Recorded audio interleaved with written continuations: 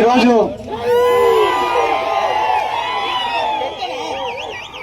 YSR Congress party యువజన విభాగం Kurnool town అధ్యక్షుడైనటువంటి బాలుకి అన్యాయం జరిగిందని తెలుసుకొని అతనికి అండగా నిలబడడానికి ఈ రోజు కర్నూలుకు విచ్చేసినటువంటి జక్కంపూడి రాజా అన్న గారికి, అలాగనే వైఎస్ఆర్ కాంగ్రెస్ పార్టీ కార్యకర్తకు అన్యాయం జరిగిందంటే నిమిషాల పైన స్పందించి దీన్ని ఒక రాష్ట్ర వ్యాప్త సమస్యగా 10 మందికి తెలిసేటట్లు చేసినటువంటి ఎస్వి మోహన్ రెడ్డి గారికి, అలాగనే ఈ కార్యక్రమంలో బాలుకు మద్దతు ఇవ్వడానికి విచ్చేసినటువంటి హఫీజ్ ఖాన్ గారికి, అహ్మద్ అలీ ఖాన్ గారికి, ప్రతుల్ గారికి, కాటసాని ఓబుల్ రెడ్డి గారికి, వైఎస్ఆర్ కాంగ్రెస్ పార్టీ నాయకులకు, కార్యకర్తలకు, వైఎస్ జగన్మోహన్ రెడ్డి గారి అభిమానులకు అందరికీ ముందుగా నా హృదయపూర్వక నమస్కారాలు, ధన్యవాదాలు తెలియజేసుకుంటున్నాను. బాలుకు అన్యాయం జరిగింది, పాపం ఆయన ఆత్మహత్యాయత్నం చేశాడని తెలుసుకొని నిన్న ఆయన ఇంటికి వెళ్ళడం జరిగింది. మేము ఆయన ఇంటికి వెళ్ళిన తర్వాత అక్కడ విలేకరులు నన్ను అడిగినారు, దీనిపైన మీ స్పందన ఏముంది అని అడిగితే నేను మంత్రి గారిని అడిగిన, సార్ మీరేం సార్ అంతా ఖాళీగా ఉన్నారా, మీకేం పనులు లేవా, మీకు ఒక శాఖ ఇచ్చినారు కదా సార్ పని చేయమని, ఆ పనులన్నీ సాధించుకొని ఈ పిల్లోడి మీద ఎందుకు పోయినావు సార్, నువ్వు తప్పు కదా సార్, నీకు 10 మందికి మేలు చేసేదానికి, ఈ కర్నూలుని అభివృద్ధి చేసేదానికి మంత్రి పదవి ఇస్తే ఆ పిల్లోడి పైన పగ తీసుకునేదానికి నీ మంత్రి పదవిని వాడుకుంటాను కదా సార్, తప్పు సార్ అని చెప్పి నేను మీ మీడియా వాళ్ళని చెప్పిన. చెప్తేనే ఈ టీడీపీ వాళ్ళు ఏం చేసినారు, పొద్దున్నే ఇదే సెంటర్కి వచ్చినారు, ఇదే సెంటర్కి వచ్చి ఎస్వి మోహన్ రెడ్డిని, సిద్ధార్థ రెడ్డిని అరెస్ట్ చేయాలంట. ఒరే మీరు అన్యాయంగా అరెస్ట్ చేస్తారని మేము ధర్నా చేస్తాంటది, మళ్ళా వచ్చి సిద్ధార్థ రెడ్డిని అరెస్ట్ చేయాలంటాడు వాడు. ఒరే ఆ సబ్జీల్లో నేనేసిన మొక్కలు ఇప్పటికి చెట్లు కూడా ఉంటాయి.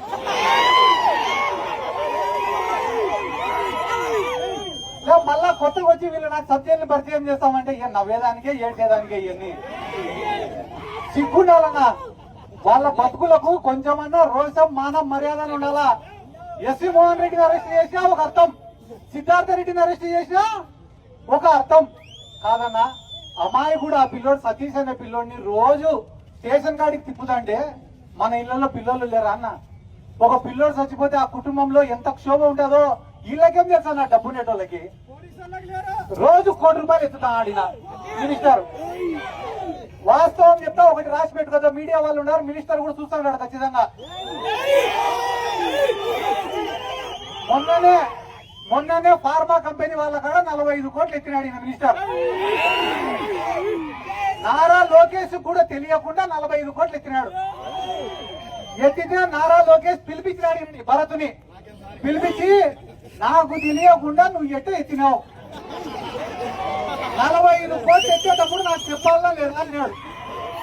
అనింటే దానికి భరత్ ఏం చెప్పినాడు తెలుసా, డాడీకి చెప్పినా నేను అన్నాడు.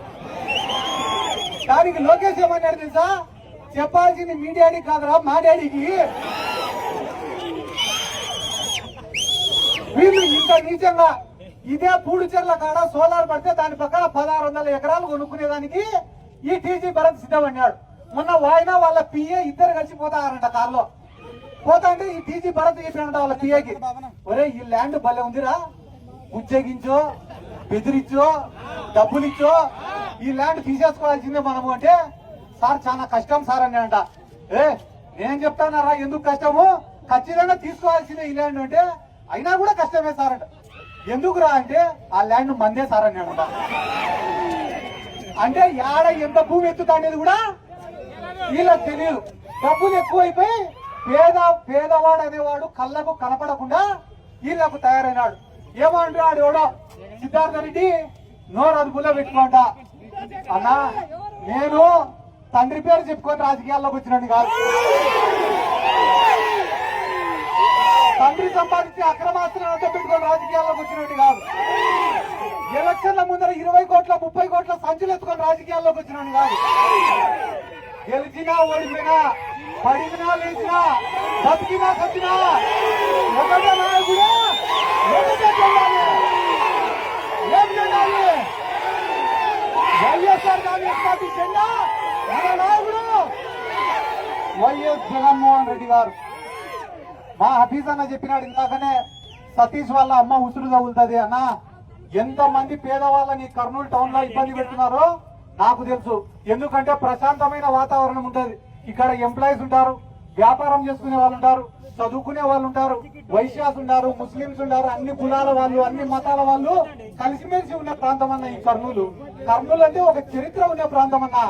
అటువంటి ప్రాంతంలో అధికారం ఇచ్చినారు కదా అని చెప్పి మీరు ఫ్యాక్షన్ రాజకీయాలు చేస్తే నిజం చెప్తానన్నా, మీకు ఫ్యాక్షన్ స్పెల్లింగ్ కూడా తెలీదు.